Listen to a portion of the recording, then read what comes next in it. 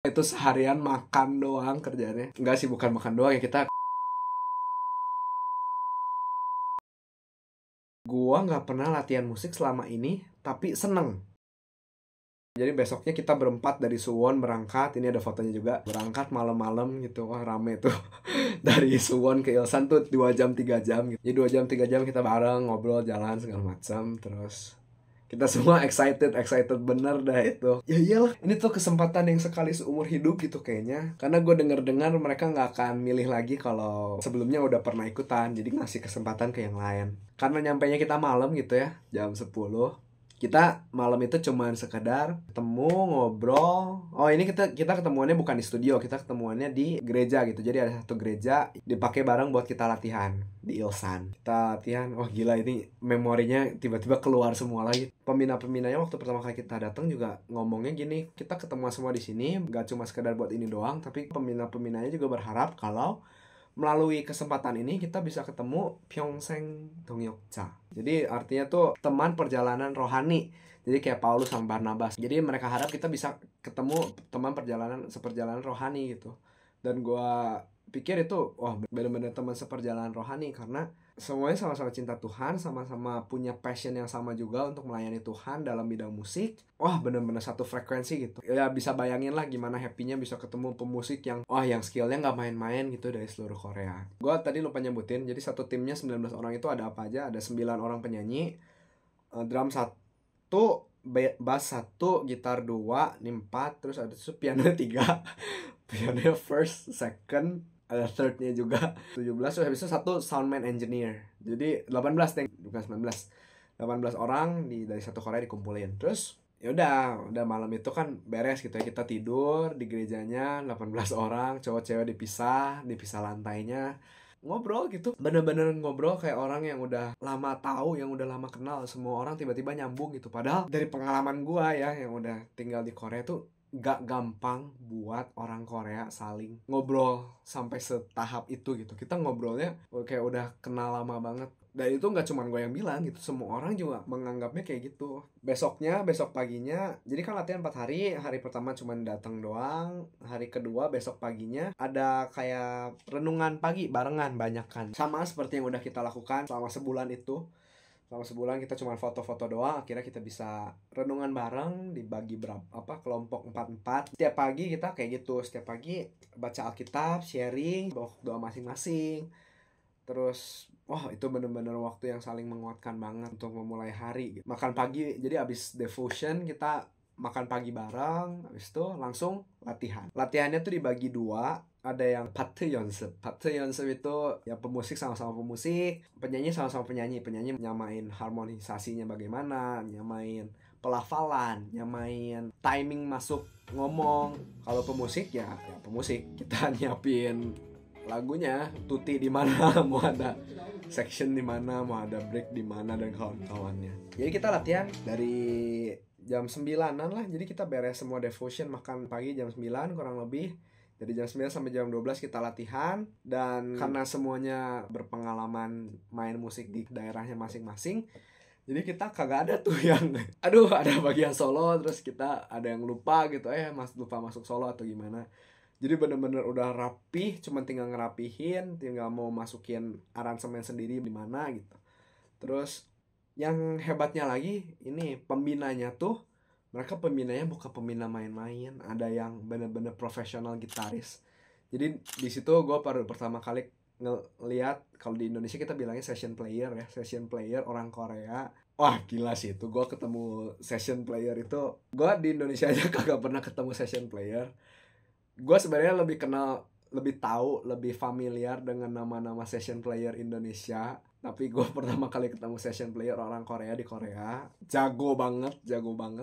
Jadi selama kita part Yonsep ini, sambil si session player ini liatin kita mainnya gimana, aransemennya bagus atau enggak, ada yang dia kasih masukan segala macam. Dan di tengah-tengah gitu ya, kalau misalnya ada aransemen baru yang butuh teknik atau gimana, bapak session player ini ngajarin gitu. Jadi gue di situ belajar banyak banget tentang gitar, belajar teknik baru tentang gitar, belajar fundamental nge-arrangement lagu tuh gimana biar terdengar enak gitu.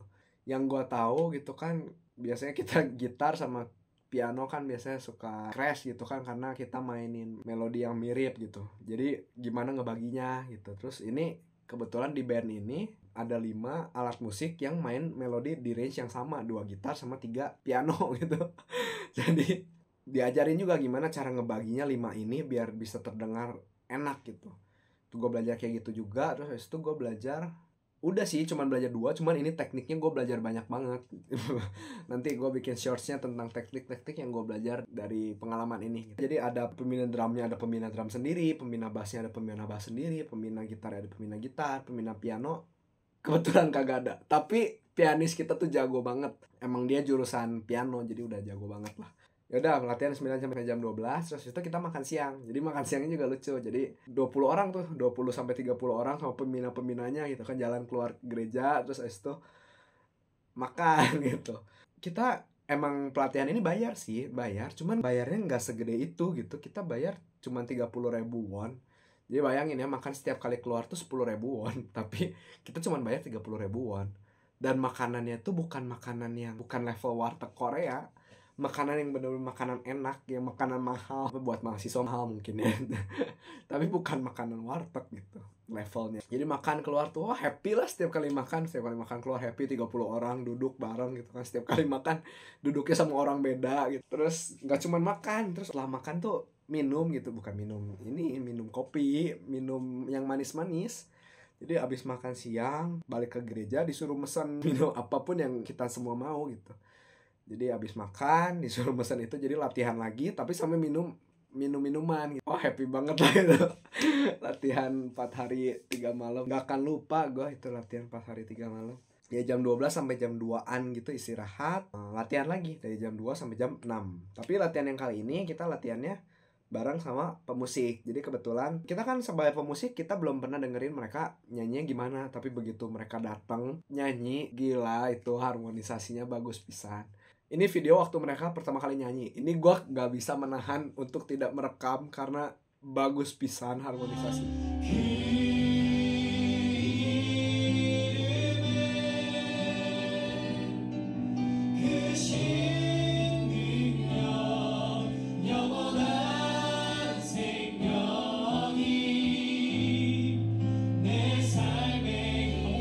Mentor di penyanyi juga ada 2. Jadi ada 2 orang ini mentorin penyanyi 9 orang ini. Bagus pisan pokoknya. Di situ gue tahu gitu kalau bisa, oh ya kita berdua sudah menyiapkan sama-sama yang terbaik gitu. Habis itu makan lagi, makan enak lagi. Habis beres makan bingsu, makan dessert, menak banget. Kita aja sehari-hari kagak makan kayak gitu.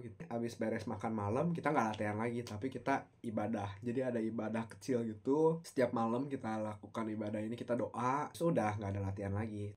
Ya bukan. Abis ibadah gue ingat orang Korea ada kultur namanya yashik, yaitu malam, shik itu makan.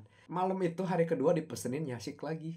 Gila itu seharian makan doang kerjanya. Enggak sih, bukan makan doang ya, kita seharian doa, latihan, makan, doa, makan lagi. Itu bener-bener seharian gue merasa kenyang. Itu seharian kagak merasa lapar sama sekali. Apa yang gue rasakan dari hari kedua ini, gue gak pernah latihan musik selama ini tapi seneng. Jadi biasanya kalau misalnya ya udah seharian latihan harusnya kan capek ya logikanya, tapi enggak gitu, kayaknya pengen main lagi, pengen main terus. Hebat sih. Dan ini gue juga cerita gitu kan ke yang lain, kalian ngerasain yang sama gak sih sama gue? Gue hari ini latihan seharian tapi gue gak merasa capek, gue merasa senang banget, kayak terpenuhi banget. Terus sama gitu, orang-orang yang lain juga merasakan hal yang sama. Wah seneng banget. Terus itu udah mandi, tidur. Jadi di ruangan yang cowok ini ada gitar nganggur.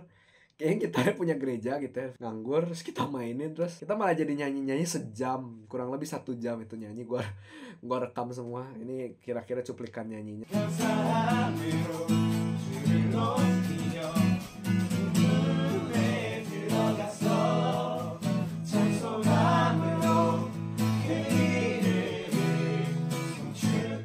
Ini benar-benar abis latihan disuruh mandi, kita masih nyanyi lagi. Udah besok paginya kita sama lagi. Paginya devotion, makan pagi, habis itu latihan pagi, terus itu makan siang. Hari ketiga makan siangnya di rumah pendetanya gereja ini. Jadi gembalanya gereja yang kita lagi pinjam ini ngundang kita buat main ke rumahnya buat makan. Dan kebetulan si gembala gereja ini juga kepalanya Ministry ini, Emak Son Gyobu ini. Wah, makan bareng 20 orang. Makan bareng, wah rame lah pokoknya, rame banget, ngobrol segala macem. Udah makan, beres, kita foto-foto. Latihan lagi. Bener-bener finishing touch lah kalau latihan yang terakhir ini. Pembinanya merasa bahwa kita udah oke, jadi kita latihannya nggak full waktu terakhir ini. Latihan cuma bener-bener finishing touch. Terus ada satu misionaris dari Afrika, orang Korea misionaris ke Afrika. Terus dia tuh kebetulan kayak penatuanya gitulah, yang awal-awal mulai pelayanan itu dia gitu. Jadi kita ngobrol gitu kan, terus kan karena Korea kulturnya gitu kan, kalau ada orang tua menghormati pisan gitu, jadi semua orang duduk di sekitar dia dengerin dia ngomong apa ke kita. Nggak tahu gimana ya, dia melihat gue tuh atmosfernya rada aneh, padahal gue nggak ngomong apa-apa. Emang sih kalau gue ngomong Korea gue rada ada aksennya gitu ya, iyalah baru belajar 2,5 tahun. Gue nggak ngomong apa-apa, tapi dia kayak bisa melihat gitu, gue atmosfernya beda. Jadi dia nanya gitu, gue bagian apa di sini, main apa. Terus gue bilang gue jawab gitar. Terus itu dia dari jawaban gue dia menyadari kalau, oh lu dari luar Korea ya, katanya lu dari mana, dari Indonesia. Terus habis itu tiba-tiba dia minta gue nyanyiin lagu rohani Indonesia pakai gitar. Jadi dipinjemin gitar. Gue pertama bingung ini mau nyanyi lagu apa ya, ada banyak banget lagu Indonesia yang bagus gitu, biar gue bisa jelasin gitu. Kalau Indonesia tuh liriknya juga lirik-liriknya nggak main-main, lagu-lagu rohani Indonesia. Karena ini intermezzo aja, gue sendiri punya mimpi gitu, karena gue bisa ngerti 3 bahasa. Jadi mengerti kan lagu-lagu rohani di 3 bahasa itu perspektifnya kayak beda gitu. Jadi kayak melihat benda objek 3 dimensi tapi dari berbagai sudut. Sama kayak ini, gue tuh bisa dapat kayak perspektif tentang Tuhan dari berbagai macam perspektif ini. Sama kayak baca Alkitab kan, kalau misalnya kita nggak baca Alkitab bahasa Indonesia nggak ngerti, kita cari yang Inggrisnya.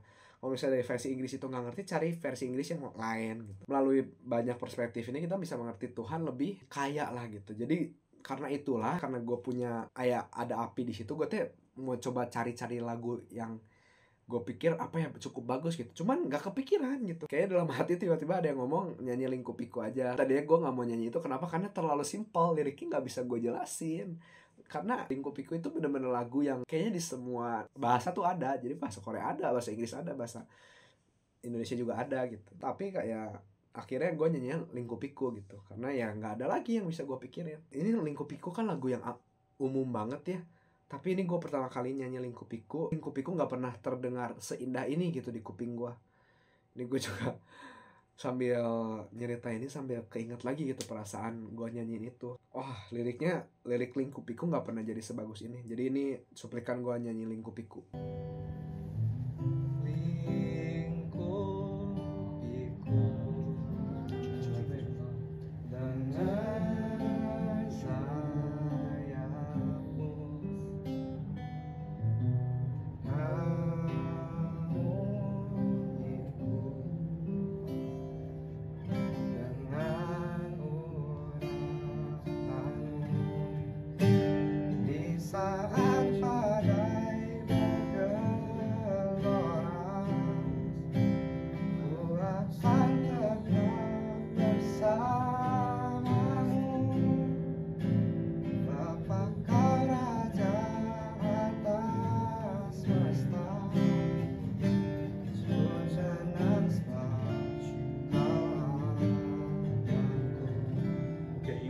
축복에 다 같이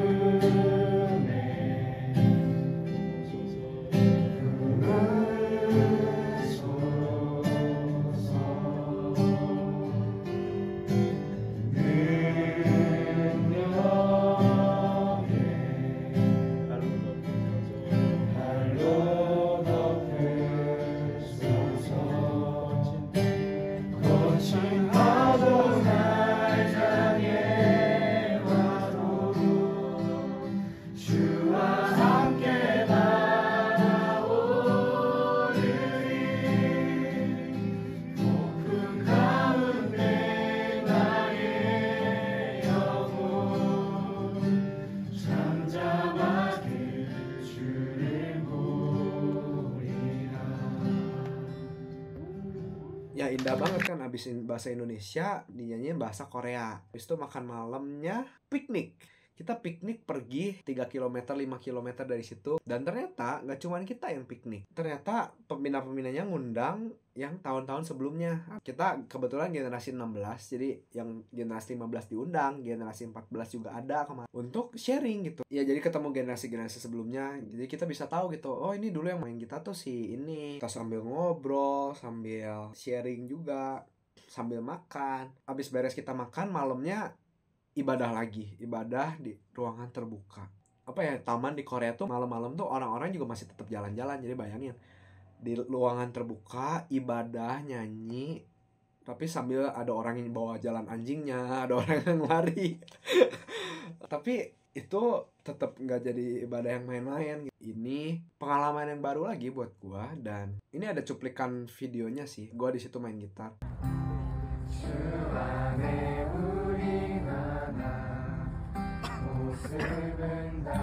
서로를 축복하면서 한번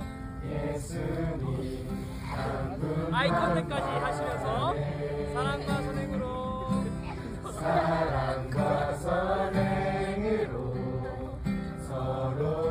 Itu lagu indah banget karena kebetulan ya gue juga di sini foreigner satu-satunya gitu kan, orang asing satu-satunya. Kita doa, kita dengerin khotbah juga bareng-bareng sama generasi sebelumnya. Terus udah beres ibadah, kita ya udah dadah-dadahan gitu, pulang, istirahat, tidur. Malamnya kita tuh nggak pulang ke gerejanya, tapi kita pulang ke, gua nggak ngerti ini disebutnya apa. Waktu gua nanya ke orang Korea juga, mereka kagak tahu ini tempat apaan. Cuman kita tidur di situ, tempatnya bagus, bukan hotel tapi bisa tidur di situ.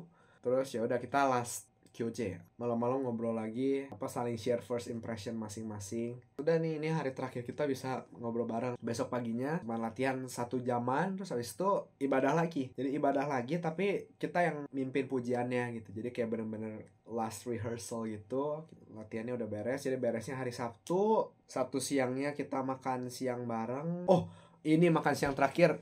Makan siang paling mahal. Ini fotonya.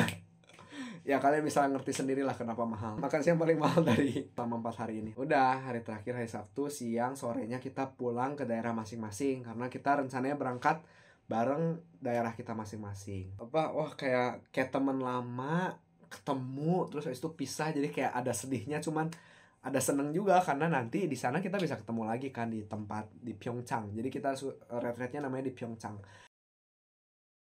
Jadi waktu pertama kali datang ke sana tuh, waktu pertama kali ngelihat panggungnya, gila gede pisan. Gak kebayang aja gitu kalau besoknya kita semua ber-18 tuh bakal melayani di depan situ gitu.